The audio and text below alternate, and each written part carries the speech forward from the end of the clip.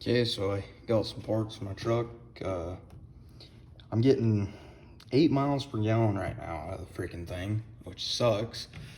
And the engine's not getting up to temp, and I need plugs. Fuel filter, thermostat, housing gasket. I don't know that this is a pretty big gasket, but all this is from Amazon. This is a Felpro, but I don't know. We'll see if it fits. I got all this off Amazon. Got some AC Delco plugs, 195 degree thermostat, just stock temperature. I might have a 160 in it right now. I don't know. It gets up to that first notch when it's idling, and then if I go get it on the highway, it cools down. So I'm gonna throw a new thermostat in it, and some Arby's sauce, throw in the intake, make it run better, get better mileage out of it. I also got new belt coming. I can't remember the length, but I'm gonna delete my smog pump off this thing because this truck doesn't have cats, and it's just, it's robbing power, and then that also means worse mileage, and it's a reliability thing. If that thing were to seize up on me out in the middle of nowhere, that would suck. So I'm deleting all that, all this crap. It's not even done right, so I'm gonna delete all that. I moved that there. I got a stock housing right here. Paint, there's some oil on it or something, but I got this. There's no filter or rod in it, so I got that coming. Should be pretty nice. But I just did this for now because I hated that other intake setup. I mean, it doesn't really matter, but I like having stock filters, and I like having a filter covered up in a housing,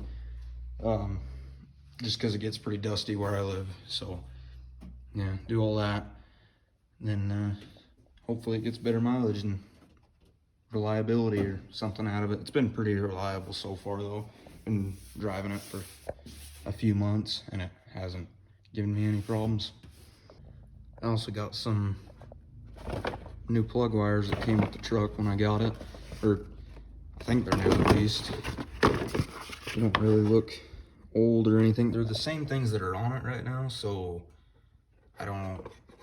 It's not misfiring or anything, but I think I'll throw these on just for now to I don't know. Hopefully these are newer plugs. If not, it's easy to switch them back. But throw that on with my new plugs. So I'm not throwing these things in because why would someone go buy new plug wires and open it up just to not put them on? That doesn't make sense to me. In my mind, they went and bought new plug wires, put them on, and kept these as extra behind the seat. I also got a throttle cable coming because this one's really stiff and it sucks to drive, but so I'll throw that in. That'd be pretty nice. Still need to get some other little things like radiator hose. This one's kind of bulging a little, but the lower one, yeah. I could still run them for a while, but I'll get some eventually. So I'm gonna put all that stuff in and hopefully it's better.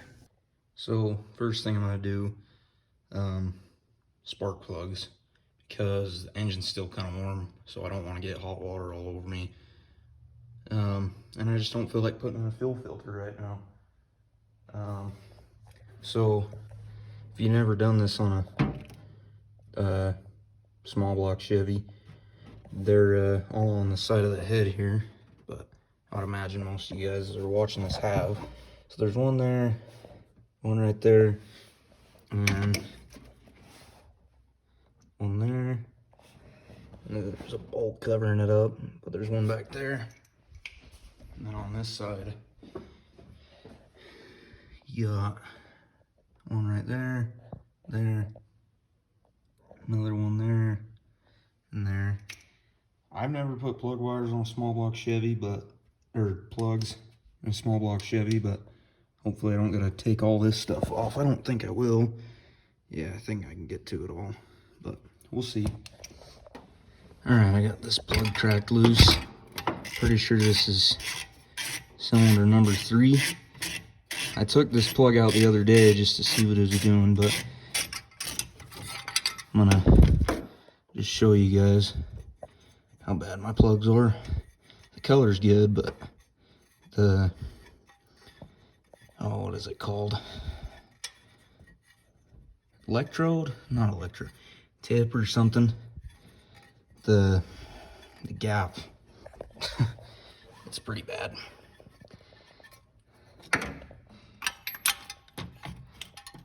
And these plugs are Bosch plugs, but for some reason they're metric. 16 millimeter. You see it right there. Kind of weird.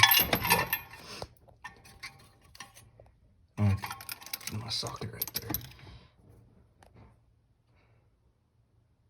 Look at that. That's no bueno.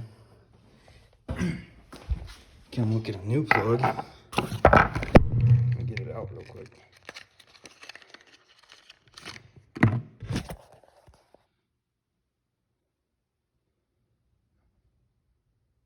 If it'll focus. There you go. See that? Compared to, come on, that. That's pretty bad. I had a friend who's got one of these trucks. His plugs looked like this, and it had a misfire, wouldn't run right. So he got new plugs, and then it started running again, but his plug wires were fried up too, so, or one of them was. So he got new plug wires coming in to put them on, but his truck wouldn't even run with this in it. I'm surprised that this thing even ran with these plugs, because that's pretty bad. Let me see if I can find that hole down there.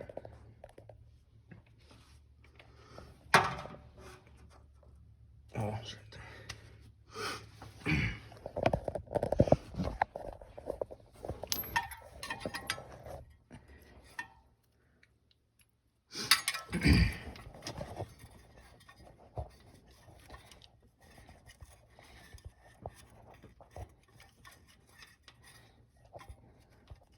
I don't know if I'm gonna be able to get to those other cylinders without pulling stuff. I hope I can just do it, but we'll see.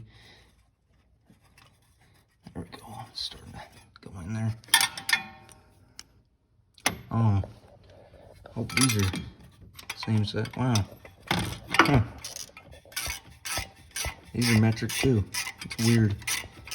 Every other thing I've ever worked on, even 400EX, the plugs, the nut or whatever on them was standard. So it's kind of weird. Get this ratchet out of there.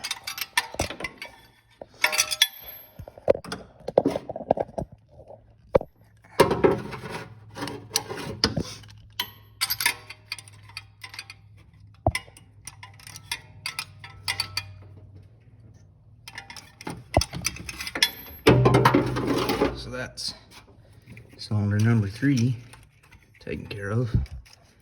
I'm gonna start the truck, make sure it still runs good, just because, well, I don't know, I'll probably just do them all and make sure and do, I don't know. We'll see. So I started the truck anyways, just because it ran just fine.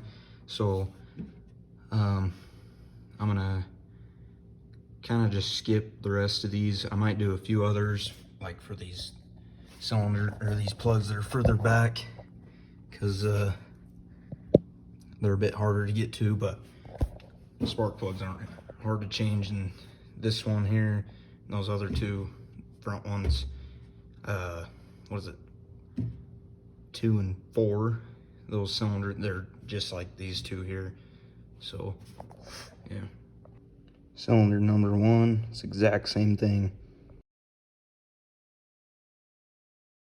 So I wasn't really gonna do anything on this, but so this cover, I've had the 2 things missing on it, so it was kind of flopping around. It had one of them, but there was no threads in it. Anyways, these nuts, they're metric. The inner diameter's 6 millimeters, and they have a 1.0 pitch on the threads. They literally work on everything. They work on this. They work on my 400EX. They work on Kawasaki's. They work on everything, every single thing I've ever worked on, pretty much. So if you're gonna work on stuff, go get some of them nuts and bolts. I've got bolts too. That's how I got the size and the pitch and everything.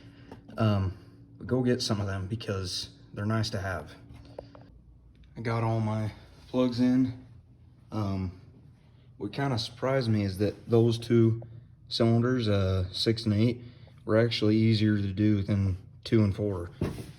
But this side, the first 2 were pretty easy, and which is 1 and 3, and then number 8 was easy, but number 7 was easy, but number 5 sucked to do. It probably took me 15 minutes to get that plug out and in, because you got this in the way. First of all, your master cylinder, then you got your thing for your steering box, from the wheel to steering box, and then on this truck you have an air injection thing, which that gets deleted off when I delete the smog pump. But it was just a tight space, and you got to kind of get back in there, and it just sucks.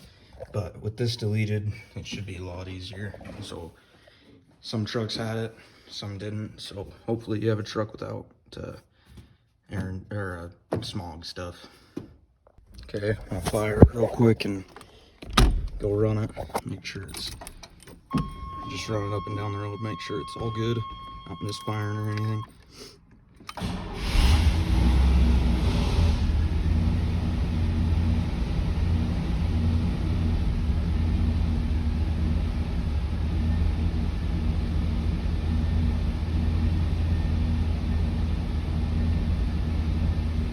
Can't remember if that slight shake was there before or not. Seems to kind of be clearing up, so I'm gonna go run it down the road and make sure it's all right. Okay, so I just ran it up and down the road.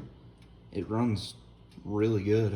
It feels like it's got more power, like not really top end, but it just feels more torquey, and it probably is because those old plugs are pretty worn out. But I gotta let it cool down now, and then I'll throw the thermostat in it. I don't know, I might not. It's kind of late, but we'll see. So these are all the plugs. They're all fine. They got a good brown color to them. But what's weird is these 5 are, there's no oil on the threads. This one has a little bit, but the tip isn't really oily or anything. There's no oil on it, but the threads are all oily. This truck doesn't burn oil. I mean, maybe it does a little bit. I mean, it's old, but yeah, I don't know why that would be there unless it's like a anti-seize thing or something. But if you guys know what that is, let me know. So I decided to do it anyways. These trucks, it's pretty easy. It's just right at the top of your intake right here. It's just a bolt there, bolt right underneath there, and then hose clamp for your upper radiator hose. That hose is pretty easy to get off, but you're gonna make a mess, so just be ready. Get a pan or something underneath there. Okay, I got my bolts out. It's pretty easy. It was pretty easy for me. Sometimes them bolts can get corroded and snap off, so just be careful with it. On my Samurai, that's what happened. But those are in aluminum intakes and stuff. These are cast iron. So just be careful with it. Even mine were somewhat corroded, but they came out real easy. If they're pretty hard to turn, spray some penetrating lubricant or whatever it's called in there, then try to get it out. So I forgot to mention, but sometimes these hoses don't want to just pop off like mine did. If they don't, just kind of twist them a little bit. I actually kind of had to do that on this one. But if they won't twist by hand, you might have to take some channel locks and be pretty careful with it, because you don't want to rip the boot, but you'll kind of rock the channel locks back and forth and twist it. You also don't want to smash this housing in, because it's kind of thin stuff. I mean, compared to a Samurai, this isn't thin, but you know. And then you'll want to clean your mating surfaces best you can. Take a razor blade, scrape that old gasket off. Mine was black. Some, you know, yours could be a different color. It could even be RTV or something. It'll be kind of a goo. You want to get all that off, and then take some carb cleaner or brake clean or something. Spray it into a towel and then wipe both mating surfaces. Just get them as clean as you can. I might try to get that stuff off, but then you'll take your new gasket, set it on there, drop your thermostat in, bolt it all back together, and then you'll be done. As far as I know with these thermostats, you don't gotta clock them any direction. Anyways, you'll drop it in first. There'll be that little copper ring or whatever on there. Drop it in, then you take your gasket, drop it on, make sure it's all lined up and everything.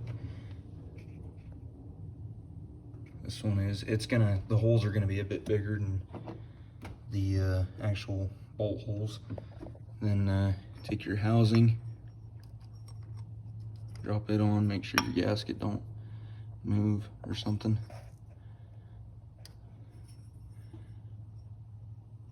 It's gonna move a little bit, but then you'll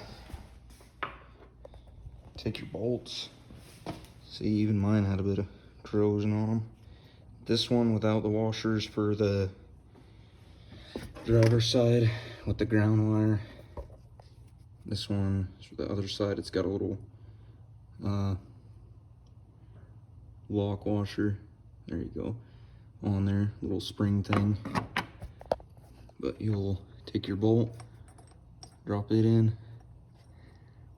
You're gonna have to kind of line up your gasket as you're doing this. Just like that. Then take your other bolt. Oh, I forgot to hook the ground onto that. So I'm gonna have to take that one out, but let me throw this one in real quick. There we go.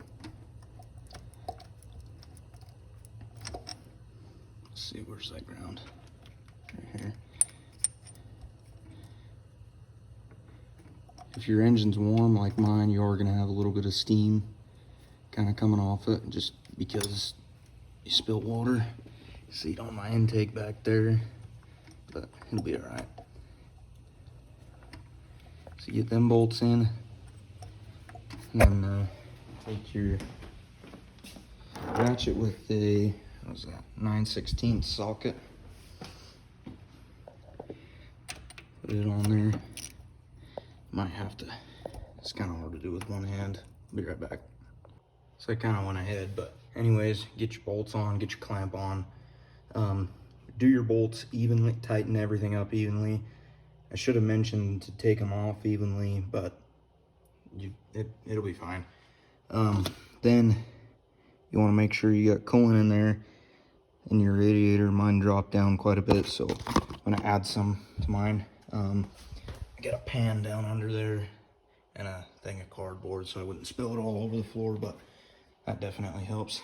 Get your coolant in there, start it, come out to the truck, check for leaks around the gasket and the clamp and everything, and then let it idle, watch the temperature gauge, and then once it's up to temp, go run it down the road, see if it gets really hot or if it cools down a lot or anything, or if it spikes real weird and crazy like it's overheating.